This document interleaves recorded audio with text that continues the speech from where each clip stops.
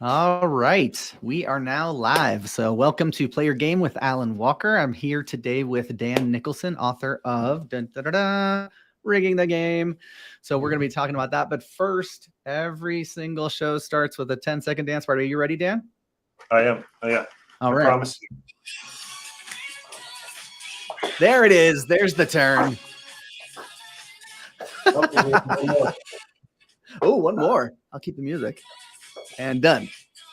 My internal clock for 10 seconds was way off. So welcome, Dan. Really excited to have you here. I've personally gotten a ton out of this book and the principles that you outlined here. And so I wanted to, give my folks a chance to hear from the author's mouth what's going on with it. So give us a little bit of a background on like what your history is before you wrote the book, and then we'll dig in a little bit to like what the book is all about. Yeah, the backstory, maybe like a lot of you that are watching, I was the recovering people pleaser, always trying to get the perfect score on whatever I was doing. If my wife was here, she would add unhealthy to the word competitive when I would say I'm very competitive, and she would say unhealthy relationship with competition, probably. Which is totally true. But I was always trying to do the quote unquote right thing. And whether that was in school, get the 4.0, whether that was then in various corporate jobs, what's the next thing I'm supposed to be doing? And what I wanted to be doing was be an entrepreneur and kind of set my own rules. But I had this contradiction that was going on.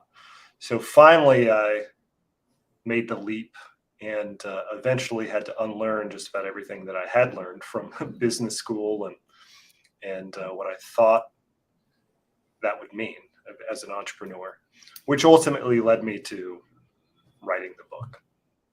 Well, I think too, I'm a recovering corporate America guy, right? I worked in corporate America for 15 years and then started doing real estate, and then quickly realized once I was out of it that I never wanted to go back. So it sounds like you had a very similar experience.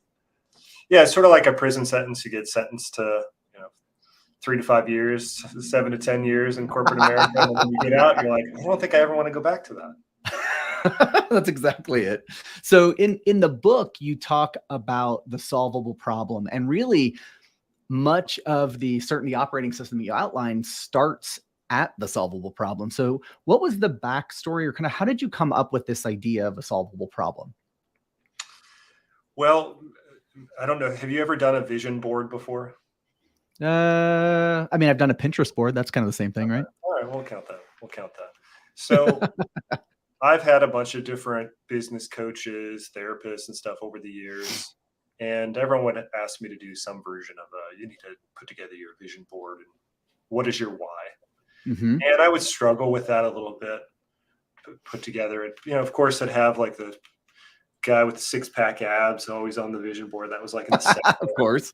I'd have like Coach Taylor from Friday Night Lights. It's like the idealized version of like a dad or like leader in a business. I'd have all these like cliche things on this vision board. And I get all fired up about it and maybe get up earlier for a few days and 5 a.m. club, all that. All that hustle and grind. Definitely buy into that. And then I would never really make any progress on it. And I would see, and I have the benefit of one of my businesses, accounting firm. And so I've the business of looking at thousands at this point of businesses' financial statements over long periods of time. Like, y'all are doing the same thing that I was doing, which is creating these kind of arbitrary goals and then racing towards them for a while, and then ultimately that sputtering out. And so this was sort of this experience that's going on in the background, and becoming more and more skeptical. Do these vision boards really work, or is it just a bunch of fluff that makes us feel good for a little bit? And it culminated with speaking at, and I'm sure you're going to be really upset that you missed this, the CFO conference, where I was speaking to 300 other outsourced CFOs. I can see it. I heard Pitbull was the entertainment, right? I'm pretty sure. That's the usual. Yeah. CFO conference. I was presenting to these 300 or so CFOs, and they were all asking me some version of the same question. She's like, but how do you like keep your clients? Mm-hmm. How do you keep your client? And I realized that all of us in the room had become commodities. We thought we were selling some value add service where we're going to help them transform their business, but ultimately we're just another commodity on their clients' P&L, because ultimately we were not connecting our work back to how we were actually helping the business owner live the life that they wanted. And so that gave birth to the solvable problem, which is, hey, you know what? These vision boards don't work because they don't actually tell us what our current resources are, how much money we have, how much time we have available, what we already have in retirement, etc. It doesn't tell us that. It doesn't tell us what the actual cost is to get the six-pack abs or the second house. And it doesn't tell us when we want to achieve that by. And so we can't really do much with it other than throw a bunch of energy at it, because it doesn't tell us, here's how much more you need to make to live the life that you want. And here's how the decisions that you're making are either getting you closer to that or further away. And so I built the solvable problem to go, let me help the client turn their goals, their vision board, into this equation, because then I can show them, hey, when I just cut $100,000 off your tax bill, and that's going to apply every year going forward, like I cut off 20 years from how long it's going to take you to fund your solvable problem. And that's actually meaningful. So you want to keep working with me because I can demonstrate how the recommendations I'm making are actually leading towards you living the life that you say you really want. Well, one of the things that that you mentioned, either as we've talked or in the book, I can't remember where, but you in your accounting firm, you've worked with people with massive wealth and like people with less massive wealth. But you mentioned to me once that everybody was really asking themselves the same question, and that is, am I going to be okay? And I think that was what resonated the most with me when it came to a solvable problem, because at the core, I think it's what all of us are asking ourselves, right? Like, especially like, I want to retire someday. I don't want to work until I die. So like, am I going to be okay? How am I going to do that? And I think that there's real power in answering that question, or at least having like, well, if I were to be okay, like, what would it be? What would it look like? Because then I can say, oh, I'm on track to get that, right? It's like a true north in a sense for like how you're making it, or at least how I am making my decisions around that. Yeah, I think that was really well said, Alan. I do believe there's an essential question that everyone is asking themselves. Doesn't matter how much they have. Am I going to be okay? In other words, will I have enough to live the life that I want? And if you don't have the solvable problem, then our biology is going to probably default to, well, you just need to do more. So dopamine is the molecule of more. So we are sort of wired to chase after more things. And so when we don't know, when we have anxiety, we're not sure, the tendency is, well, I better get more clients. I better hire more employees because we don't really know. But if we could stop and go, hey, you know what? I'm actually exactly on track right now. So the worst thing I could do is hire a couple more employees because that's going to be more expenses. I'm going to need to get more, and that's going to get me further away. And so having this, I think about the solvable problem as a GPS for your finances that shows you, similar to Google Maps would, are you on track? Are you going to hit the destination on schedule or not? And if not, what are the shortcuts that we need to take, or drive fast, or whatever it may be, to actually hit that destination on time? I wish that I would have known you like sooner and learned some of this, because I think in the real estate community, I've experienced this. I think a lot of people have experienced this, and that is I was under the impression that to be successful, I have to be bigger. And so just going back to that dopamine, like chasing more for more sake, because that's what I'm supposed to do. And I look back at last year and I look at all the money I spent on employees, on systems, on, trying to find my own deals and marketing and all this stuff. And most of it came to nothing. And I think like I would be in such a better position if I just had the money, from like based on what I spent. But I just at the time I couldn't see what you're saying in terms of I was chasing someone else's dream, right? And it was with well intentions, right? And the danger or what I see happen is people start a business, and you ask them, well, why do you want to start this business? And 9 times out of 10, or maybe 99 out of 100 times, they go, well, I want freedom. Yep. I want some form of freedom. You're like, cool. Yeah. Makes sense. Why do you want freedom? Well, what I really want to do is I want to be able to like go on walks every day. I want to be able to read, or I want to be able to have this freedom to go on all these vacations when I want. Like, perfect. Yeah. Totally makes sense to me. Then you check in with them a couple years later and you're like, hey, how's it going? How's the freedom? You're like, yeah, so I've got 20 employees. I haven't taken a day off in 3 years.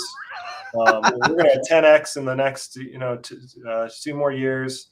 And, then I'm going to go on this awesome vacation, et cetera, et cetera. Yep. I'm like, okay, cool. Yeah. So you're not doing it at all. What, like, did your goals change? You're like, no. I still want freedom. Okay, well, let's look at your numbers here for a second. How much would you need right now to have freedom? You're like, well, I'd need 300,000 a year. I don't know, making up a number. Sure. Like, okay, well, you have all that right now. If we just cut out these 5 things, you could have 300 grand right now. Why would you not do that? And when they won't do it, either they're not being honest with themselves, or they're chasing some thing they think they have to do to prove to the world that they're capable enough. I mean, that is a really good point, because what I found as I've, read through this book and I've talked to you, and, you have this concept of play your own game, which obviously is where the name of the show comes from. But I think what I realized was I was doing all those things because I thought I was supposed to do those things, and not because it really was me. And that is, I deal with this with my coaching clients all the time. Like, this is something that most of us struggle with, because we think there's only one way to get to success, without realizing that we get to define success.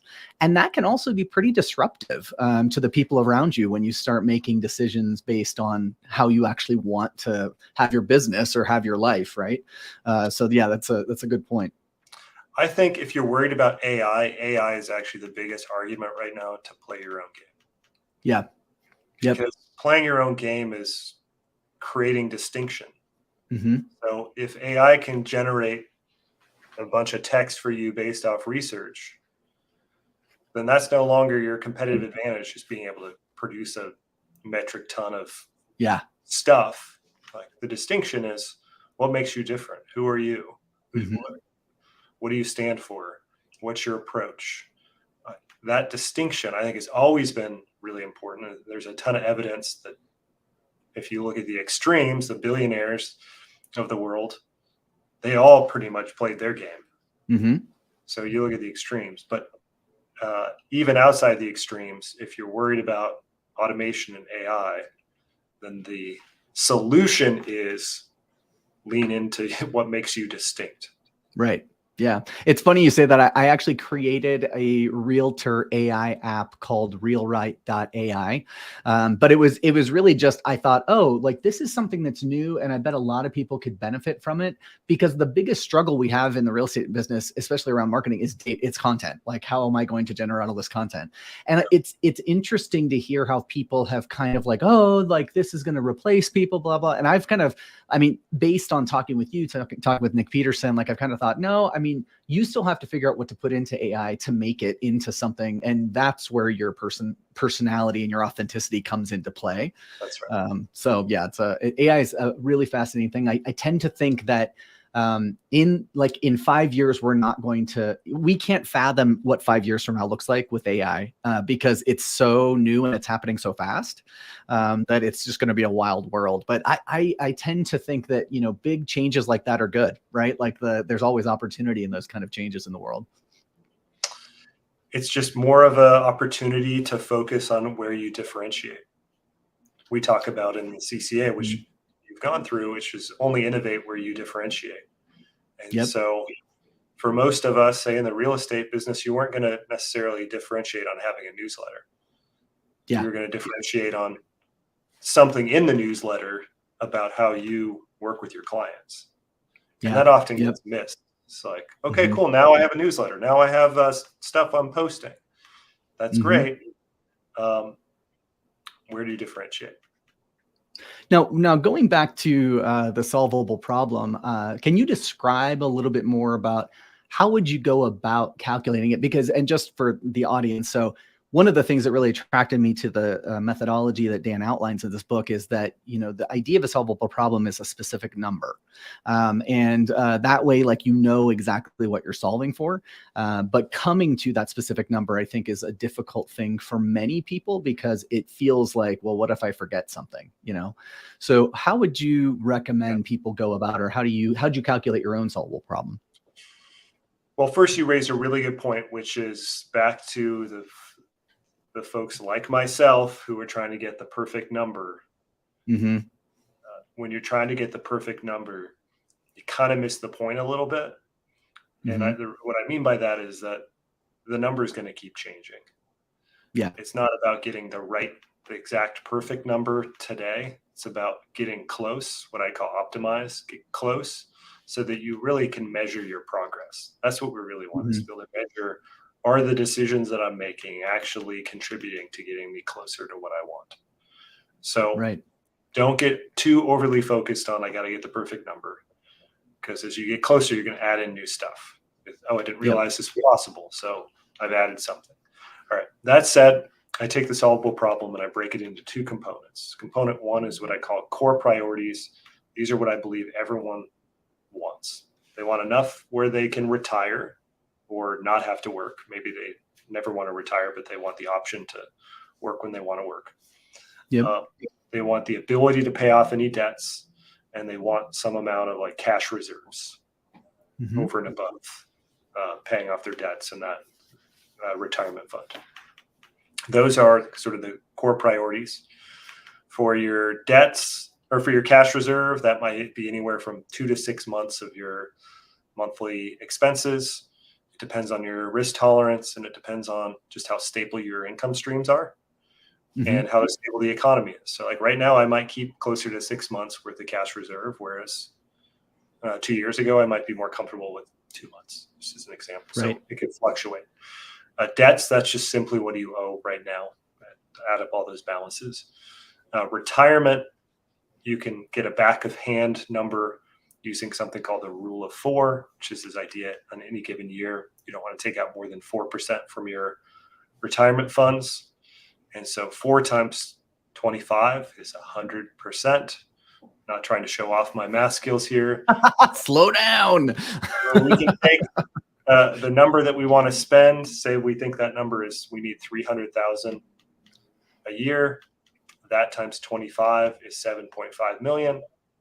4% of that gets us back to 300,000. I'm just proving my work. I learned that in 3rd grade math. We got to go back and prove your work here. Gold star. So retirement, we can take 25 times our annual spending, plus any one-off things that are going to come up. Debts are just whatever the balance is. Cash reserve, something like 2 to 6 months. Add those together. Those are your core priorities. And then it's a matter of setting a timeline. When do I want to achieve that by? Then we have the second category, which is what I call our preferences, preference-based priorities. These are the things that are unique to you. I've heard it all from things like paying for my kids' college, retiring my spouse, retiring my parents, going on certain vacations, to like 2nd, 3rd homes, private islands, planes. There's really no right or wrong. just this is about you. What do you want? Being honest with yourself. And so when you add those two together, the core priorities and the preference-based priorities, that combined would be your solvable problem as of today. I like that second part about the preferences. I think is really what distinguishes this philosophy from a lot of things that you hear in terms of like how to come up with what you need. Because yeah, everybody has different preferences. Like my husband and I want to move to Spain. Like that's our long-term goal, right? That's not everyone's long-term goal. And so the money that we need is based on our preference. Like we just decide that that's what we want. For many people, I think that they just have this idea of like, oh, it's a strict formula. And if I somehow like hit this formula right, then I'll never worry about anything ever again. Instead of like thinking like, well, what do I want my life to look like? It's a very like approaching from like working backwards from, well, this is what my life will look like when I've achieved everything. So like, how do I work back? I do have a question for you, and this comes up with a lot of people in real estate. We are always focused on passive income. A lot of us have rentals because we want passive income. I know you have rentals. When you're thinking of the solvable problem and this number that you're going after, how do you factor in passive income? Like, is it like I want 5 million making 8% a year? Or, you know what I mean? Like, because I think for many people, it is a number, but it's also like we want the output to be a certain amount of passive income for us. Well, back to the retirement number, the amount, the rule of 25. Say the number is 300,000. If you already have 100,000 in passive income, I would take that off the top, and so then you're left with 200 that you take times 25. Oh, I see. Okay. Yeah. And I guess if you wanted to say like eventually, like I want to have 300,000 in passive income so that I'm never touching my principal, how would you calculate something like that? Yeah, that's a good question. I would still start with the rule of 25 to get there, because chances are you're going to find that you need roughly that amount in real estate to get back to the. That's a good point. I see what you mean. Yeah. Okay. And just to be clear, because the mathematicians who are watching this are like, yeah, Dan, but I got like all these different exceptions. Or maybe the accountants that are watching this as well. Like I'm already generating 300,000 from less than that. Great, awesome. The point is to have a starting number, something to measure against, work towards, and you can update the numbers as you make progress. But what I can tell you from experience is the people who are the spreadsheet jockeys, of which I'm one of those, so no judgment from me, but of those, like, it's really easy to just live in the spreadsheet and spend a bunch of time messing around with that and then making absolutely zero progress towards actually fulfilling that. Yeah. So I call that optimize before you maximize. Maximize is like, well, I need to know the exact number of doors in the exact locations and what the purchase prices are going to be, and what inflation is, and what this is, and what that is. You're like, okay, so now we got 12 variables, all of which can change. And so you got a really cool spreadsheet with 12 different caveats on how we can't really rely on it, but how we should use it.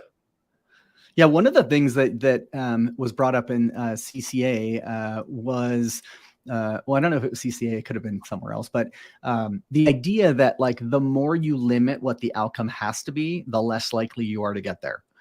So like, I like the idea of like starting with a solvable problem. Like this is kind of like what I need. Let's like start working towards that.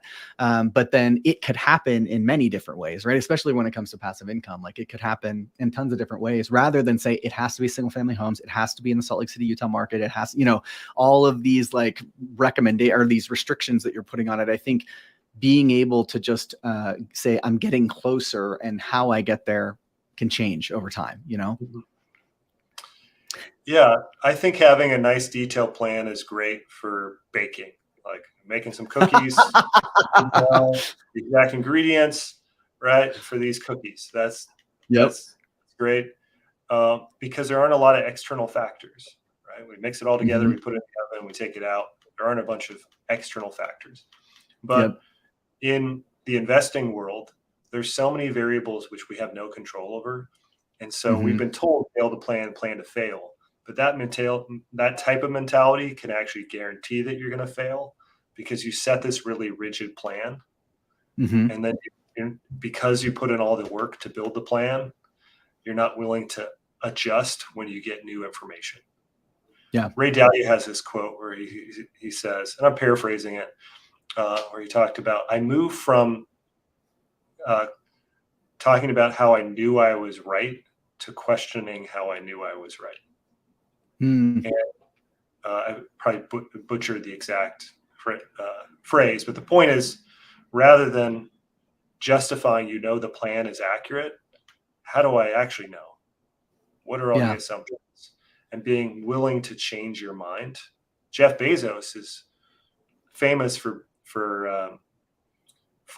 when presented with new information, like pretty quick to go like, okay, yeah, let's do this instead, which is very much like startup mentality.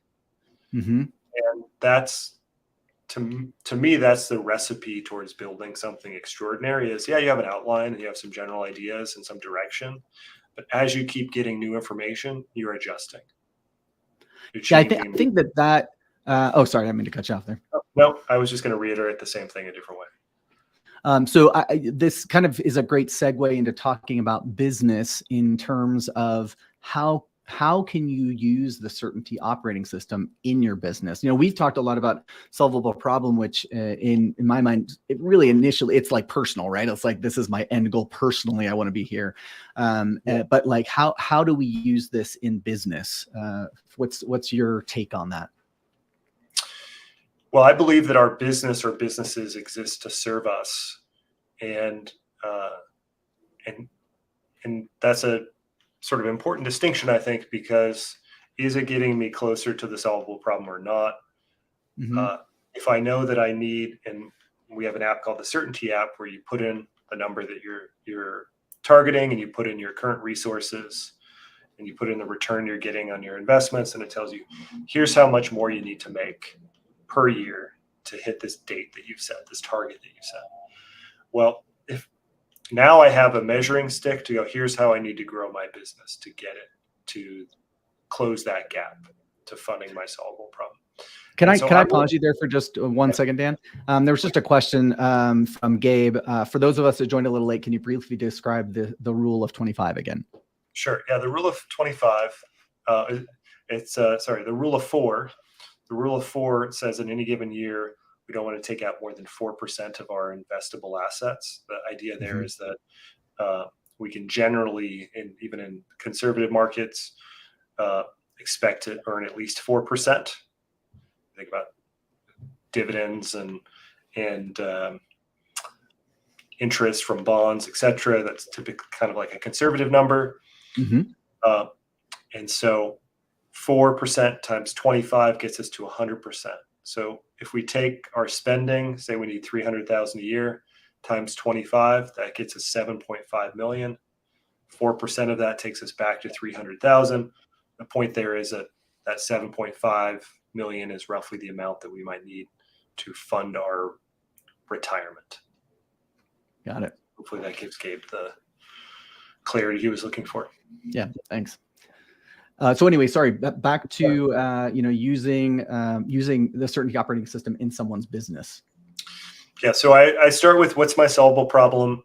What is the shortage that I have in terms of funding the solvable problem? And then I go to my business and I go, can I recover all those resources now without having to do more? So we have this overarching commandment that we're going to bias closer over more.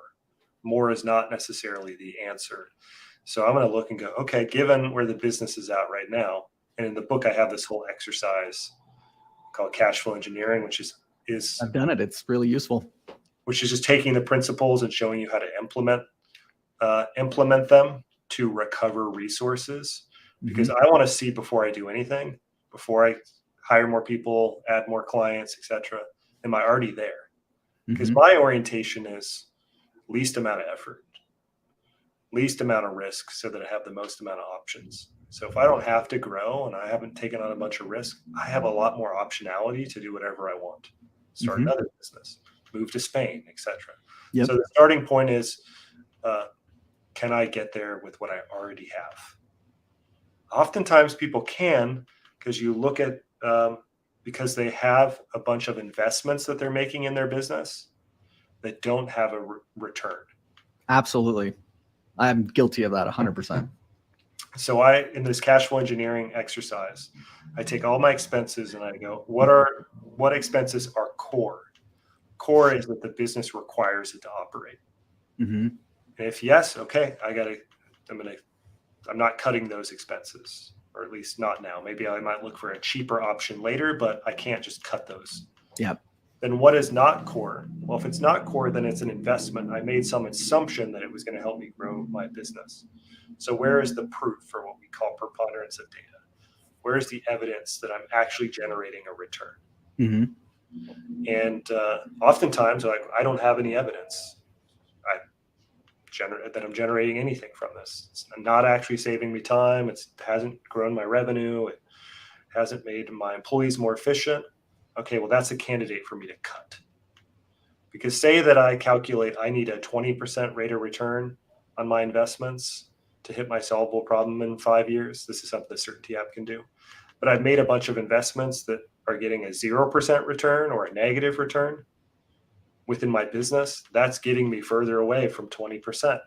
Yeah.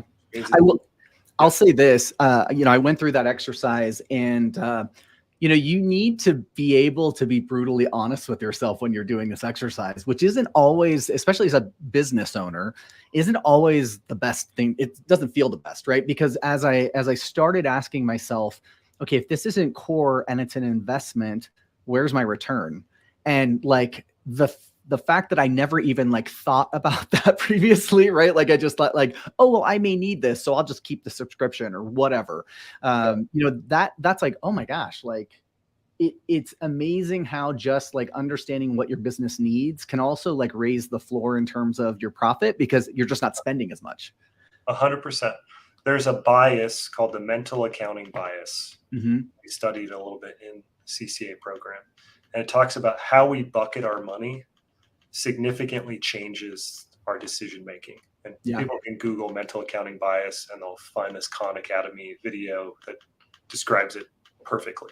Mm-hmm. But if it was within a brokerage account or within a crypto investment area, or it was in our 401k, we'd be looking at those statements like, why am I not getting 15, 20%, right? Yep. When it's within our business, we're not, and it's an investment, we aren't doing the same thing. Mm-hmm. It's bucketed differently. It's, oh, that's different. That's to grow my business. Well, your business is an investment. You keep reinvesting capital back in it. You're not hesitating to put 10, 20 grand into this every month, but you're not putting 10 to 20 grand into your investment portfolio because that's too risky. Right. How we bucket things causes us to be hypocritical. 100%. Raise my hand and say I've absolutely done that. Yeah, I mean, it's funny because the way that you term it, cash flow engineering, I think also framed it better for me when I was doing the exercise. Because what I initially thought of was, okay, I've been through this before where like, okay, cut your expenses, like go through, like get rid of anything extraneous. But then once I kind of turned that, like I inverted that to be more like, well, it's an investment, so why am I not getting a return for it? Like then it just like all of a sudden it was very easy to say, I mean, it wasn't painless, but it was easy to say like, hey, these are not doing me any good and I need to get rid of these because I demand a return here. 100%. That the frame of mind, we have these different frames that we talk about in CCA and in my book, and being able to put on these different frames and go like, okay, right now I'm going to look at my business through the investor frame. Yep. Which means I'm looking at it the same way I would look at my investment portfolio. And I expect my investment portfolio to go up and to the right. I look at these statements and that balance better be going up.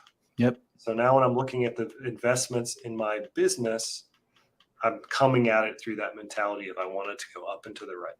And if it isn't, how do I change that? What needs to be different for this to be performing at least at the level that the rest of my investments are. And so it's like putting those on allow us to kind of have that perspective.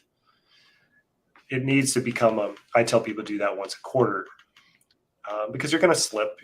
This is just part of life. You're not always you're still going to invest in other stuff and then look back afterwards and go, well, no return on that. Okay. Well, if you used to have an expense that you didn't catch for 4 years and now you catch it in 6 months, like that's a huge win. Yeah. Huge win. Yeah. So you came up with a very robust system around all of this. How long did it take you to come up with this idea? Because it's pretty profound. I mean, it's changed a lot of how I've thought of things. It's changed what I want to do in my life, what I want to do in my business. Like it's really been powerful. How did you come up with all this? I joke to my wife sometimes that it just took me 15 years to be an overnight success.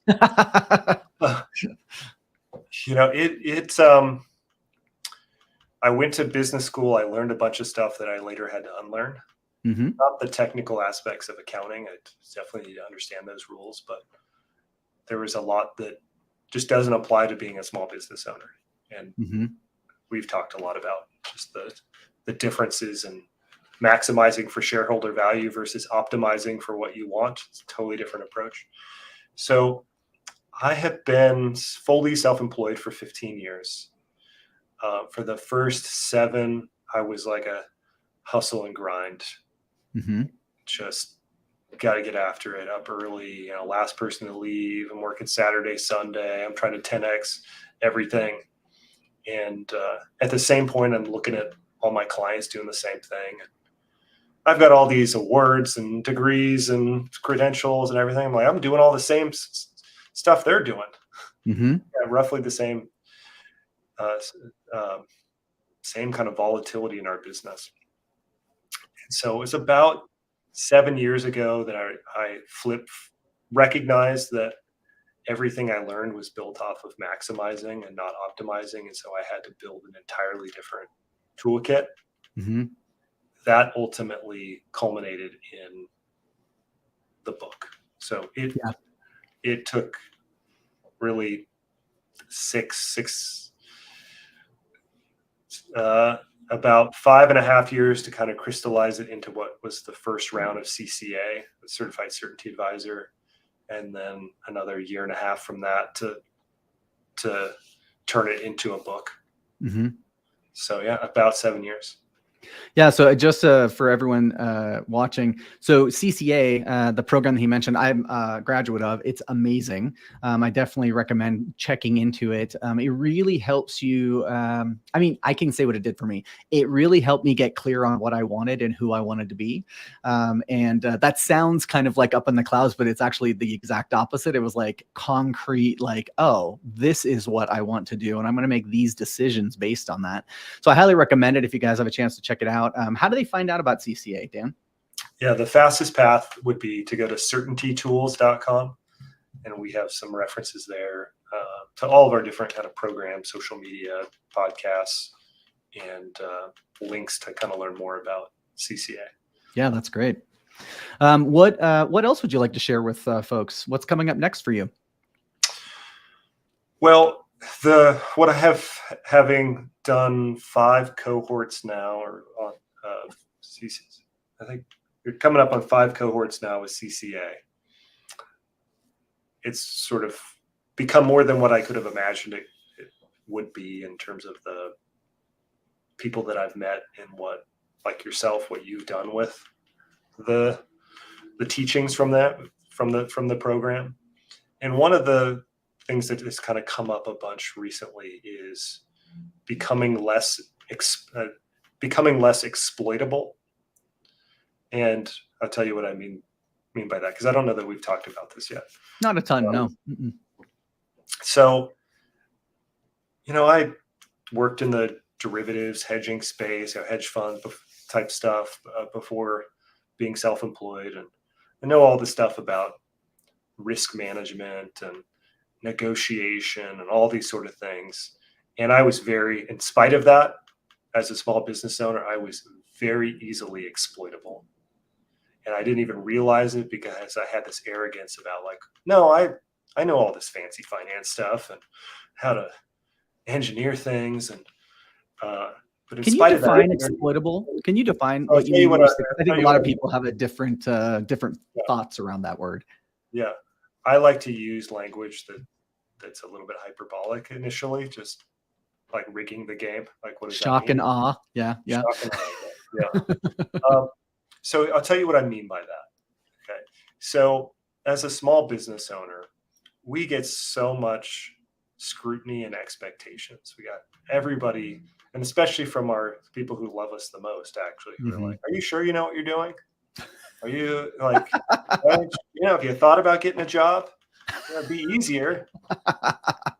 So you get all that, and then when something happens that's good, people go like, "Well, of course Alan would do that." Like, Right. Yeah. I never doubted.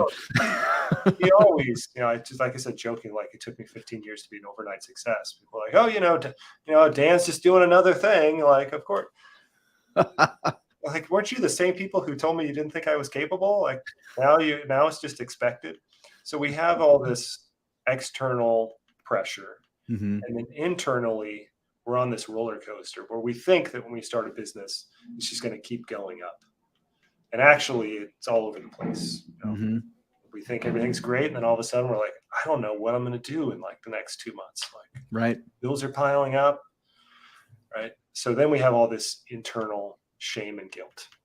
Mhm. And so as a consequence of that, this is what I mean about being exploitable, is that there's a lot, when you don't have the right mental models in place, you don't have the right community in place, uh, you can fall victim to what I'll call the charlatans out there who have that one hack that you've been looking for.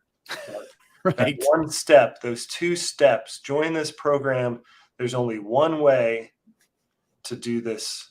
And once you learn this, your business is going to go to the moon. Mhm. And because we're in so much pain, some days we have a higher probability of like, okay, I'm going to do it. I can't take this anymore. Like, I got to try something. Like, I Yep. can't, I got to bet on myself this time. So we are constantly making these leaps of faith on these 3 steps, 1 step. Okay, this is the next book that's going to give me the secrets.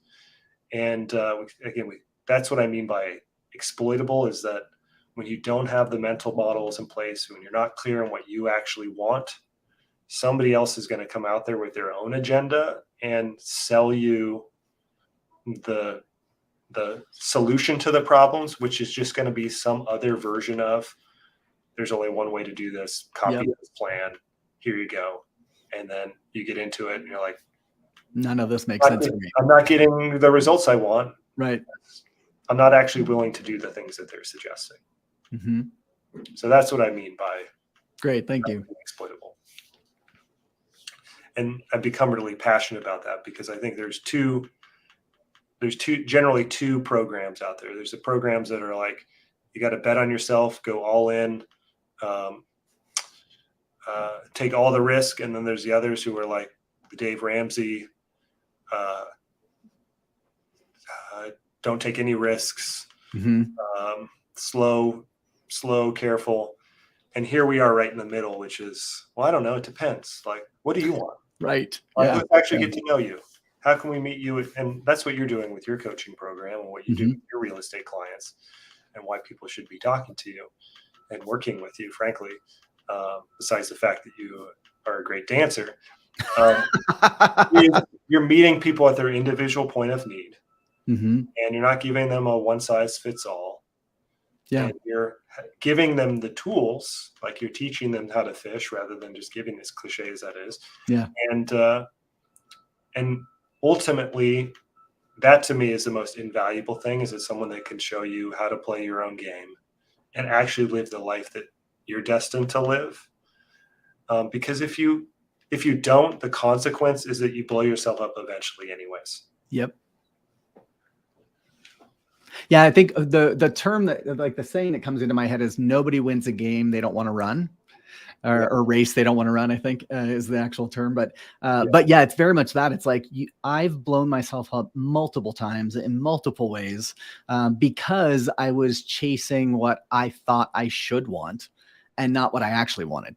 And that's really the power. I mean, I think that you have to have a level of critical thinking to really implement the certainty operating system, because the answer is almost always, it depends.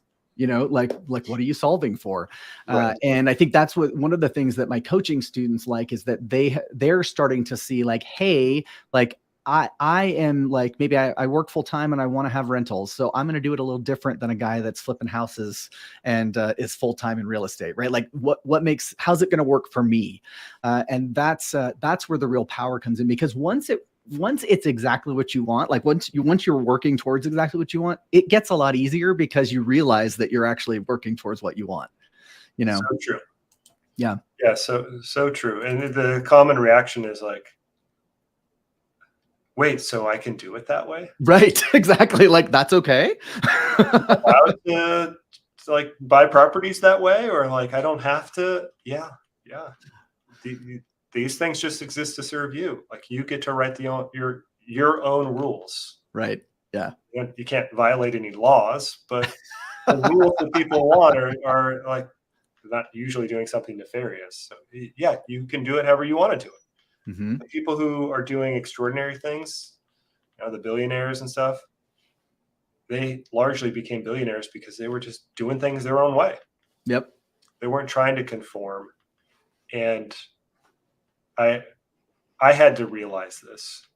And again, I had to hear it like multiple times, or I experienced it multiple times, which is, how can I expect to do something extraordinary if I'm just copying everyone else? Yep. Because if I'm just copying everyone else, by definition, I'm just doing the average, and the average is not extraordinary. Yeah. I think it's understanding the power of your own authenticity, right? That's really what like I've discovered over the last year is like, oh yeah, like I am goofy and want to do a dance party at the beginning of every show because I like to have fun, And so it's like, okay, I'm just going to do that. Like, I don't need to, nobody else, I don't think anyone else is doing it. It's like, I'm not trying to be like someone else. So, but the power of authenticity too, is that you really get to know, I mean, your relationships deepen so much when you're actually being yourself and not really holding back, because then you're attracted to the people that actually are attracted to exactly what you are. Right. And that sounds a little secret, like, and then I just manifested a yacht. But it's not what I mean, but yeah. Yeah, there is some nuance there, and it can start to sound a little bit woo-woo. Yeah.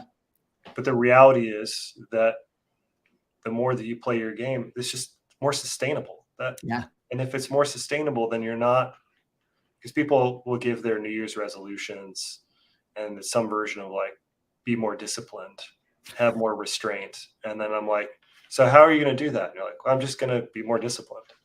Like, so that discipline this year, you're going to be, which is something you're saying you don't have. To do that, you're going to have more of it. Is this like a riddle? Is this like, I'm slow, I'm missing something? And you're like, oh, well, you know what? Maybe I could just put myself in situations where I don't need more discipline. Right. I could just be less impulsive. Yeah. And that's kind of what we're talking about, which is by playing your own game, you're just going to be more consistent. And when you're more consistent, you're going to get more results. Right. Playing someone else's game, you're not going to be consistent. So you're going to keep doing weird stuff, or you're going to quit doing things because you don't like doing it. And then you're not going to get results because you're not being consistent. Yep. I take a little bit of the woo out of it. All of this leads to some feedback on the dancing, Alan.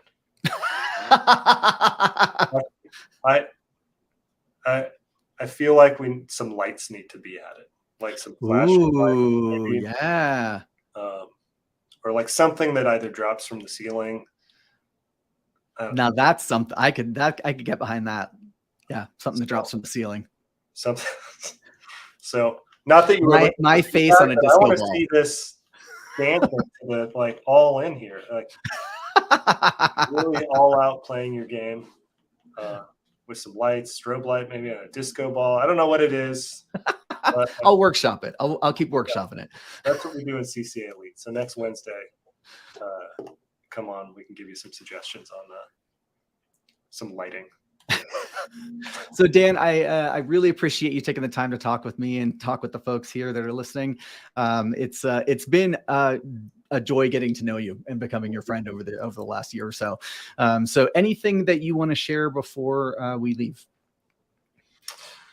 Well, just to play off, getting a chance to know you, and which has been a total pleasure to me. That's anyone that's gotten to know you definitely knows that you playing your game is like a secret weapon. This is like the ultimate weapon.